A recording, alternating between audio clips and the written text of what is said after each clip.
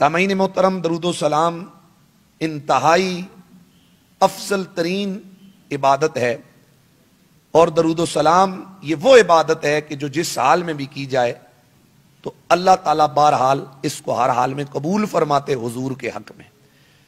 ویسے عبادات کے اندر خشوع و خضوع ضرور ہونا چاہیے۔ درود پاک کے بھی آداب میں سے یہ ہے کہ جب بندہ حضور نبی رحمت صلی اللہ تعالی علیہ وسلم پر درود و سلام بھیجے تو وہ اپنے آپ کو یوں محسوس کرے کہ میں بارگاہ رسالت امام صلی اللہ علیہ وسلم میں بیٹھ کر حضور کی بارگاہ میں درود پاک عرض کر رہا ہوں۔ لیکن اگر وہ غفلت میں بھی پڑے گا تو اللہم صلی علی، اللہ تو رحمت نازل کر حضور پر، غفلت میں بھی یہ کہہ دیا تو اللہ تعالیٰ اس کو قبول کرتے حضور پر رحمتوں کا نزول فرما دیتا ہے۔ بندے کے حق میں اس کی قبولیت بہرحال یہی ہے کہ وہ خشوع و خضوع اور حضور کی بارگاہ رسالت کا تصور اور حضور کی دربار عالیہ، دربار قدسیہ، دربار نور کا احترام بجا لاتے ہوئے درود پاک کو پڑھے۔ احادیث میں بہت ساری اس کی فضیلتیں آتی ہیں۔ جو شخص درود پاک پڑھتا ہے ہر روز 3 مرتبہ تو حضور کی حدیث کا مفہوم ہے اللہ اس دن اور اس رات کے اس کے گناہوں کا اس درود پاک کو کفارہ بنا دیتا ہے۔ اور ایک اور حدیث پاک میں کہ جو شخص ہر روز 100 مرتبہ درود پاک کا نذرانہ پیش کرتا ہے تو حضور فرماتے ہیں کہ اس کی شفاعت میرے ذمہ کرم پر لازم ہو جاتی ہے۔ اور ایک حدیث پاک میں فرمایا جو شخص ہر روز 1000 مرتبہ درود پاک پڑھتا ہے تو موت سے پہلے پہلے اللہ جنت میں اس کو اس کا گھر ضرور دکھلا دے گا۔ درود پاک کی بہت بڑی فضیلتیں، بہت بڑے اس کے اجر و انعام ہیں۔ نبی علیہ السلام صبح صبح ایک دن رخ زیبا لے کر، وہ رخ کے رخ مصطفیٰ ہے وہ آئینہ کہ اب ایسا دوسرا آئینہ نہ ہماری بزم خیال میں، نہ دکان آئینہ ساز میں۔ حضور رخ والدعا لے کر صحابہ کے سامنے تشریف فرما ہوئے تو نبی علیہ السلام کے چہرے مقدسہ اور منورہ کے اندر عجیب قسم کی ایک بشاشت اور خوشی اور حضور کی طبیعت کے اندر ایک انتہائی شگفتگی تھی۔ صحابہ نے نبی علیہ السلام کے چہرے کی خوشی کو محسوس کر کے سوال کیا، یا رسول اللہ صلی اللہ علیہ وسلم فداک ابی و امی۔ صحابہ جب حضور کو مخاطب کرتے تو یوں ہی عرض کرتے حضور آپ پر ہمارے ماں باپ قربان ہو جائیں۔ حضور آج صبح صبح آپ کے چہرے پر یہ خوشی کے آثار کیوں ہیں؟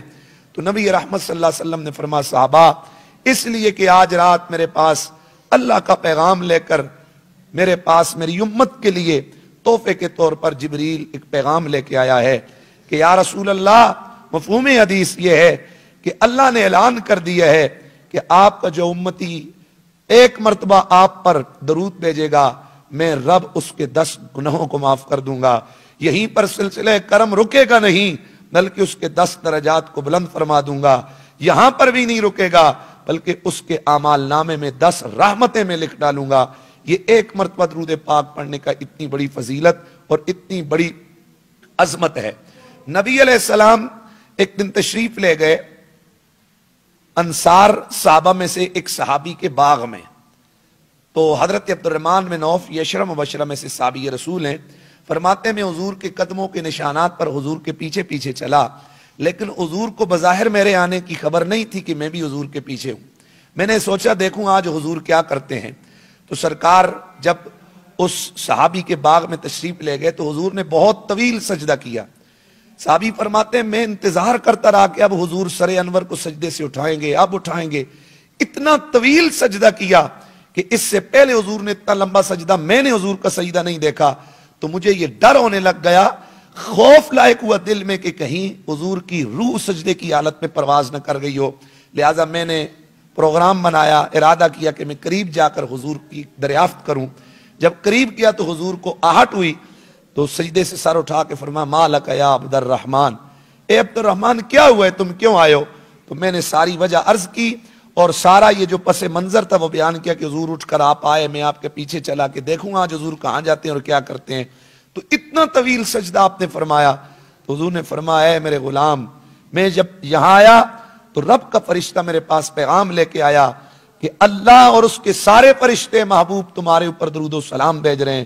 فرمایا جب اللہ کا یہ کرم اور یہ انعام میں نے سنا تو میں نے شکرانے کے طور پر، شکریہ کے طور پر اس کے حضور سجدے شکر بجا لایا ہے، کیونکہ 1.25 لاکھ نبیوں میں یہ اعزاز کسی اور کے نصیب میں نہ آیا جو اعزاز رب نے میرے اور ہم سب کے نبی کو عطا فرمایا کہ اب بھی ہر لحظہ ہر گھڑی. اس حوالے سے علماء نے بہت کچھ لکھا ہے، تاہم حضرت امام ابو نعیم رحمۃ اللہ تعالی علیہ فرماتے ہیں مخلوق کا صلاۃ پڑھنا اور ہے، فرشتوں کا صلاۃ حضور پر بھیجنا اور ہے، اور رب کا صلاۃ حضور پر بھیجنے کا اور معنی ہے. بہت سارے معنی اس کے اہل علم نے لکھے ہیں، تاہم امام قاضی ابو نعیم فرماتے ہیں کہ اللہ کے صلاۃ بھیجنے کا معنی کیا ہے حضور پر؟ تو آپ فرماتے ہیں اللہ ہر لحظہ ہر لمحہ ہر گھڑی یصلون علی النبی، یعنی فرشتوں کے سامنے حضور کی شان بیان فرماتا رہتا ہے اور حضور کے درجات بلند کرتا رہتا ہے. تو درود و سلام مجرب نسخہ ہے. علماء لکھتے ہیں کہ جو شخص اس کا عامل ہوگا مرتے ہوئے اللہ اس کو ایک تو ایمان نصیب فرمائے گا، اور دوسرا اس کو اللہ تعالیٰ ایک خوشبو نصیب کرے گا، اور درود پاک پڑھنے سے وہ خوشبو بلند ہوتی ہے، آسمانوں تک جاتی ہے. فرشتے ایک دوسرے سے پوچھتے ہیں آج آسمانوں پر زمین کی طرف سے یہ خوشبو کیوں آ رہی ہے؟ تو سعادت دارین میں علامہ نوانی لکھتے ہیں دوسرے فرشتے جن کی ڈیوٹی ہوتی ہے، مامور ہوتے ہیں، جو درود و سلام جمع کر کے حضور کی بارگاہ میں پیش کرنے پر، وہ کہتے ہیں کہ آج آسمانوں پر خوشبو اس لیے آ رہی ہے کہ آج زمینوں میں محمد کے غلام نے اپنے سونے نبی پر درود و سلام بھیجا ہے. اس لیے کوشش فرمائیں درود و سلام سے 6 عظمتیں موت کے وقت اور 6 عظمتیں مرنے کے بعد بھی اللہ تعالیٰ عطا فرماتا ہے.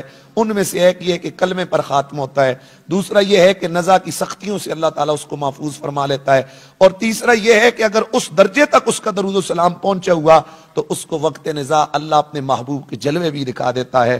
اللہ تعالیٰ سے دعا ہے اللہ ہمیں بھی اور ہماری نسلوں کو بھی درود پاک کا عامل بنائے اور درود پاک کی برکات ہم سب کو نصیب فرمائے.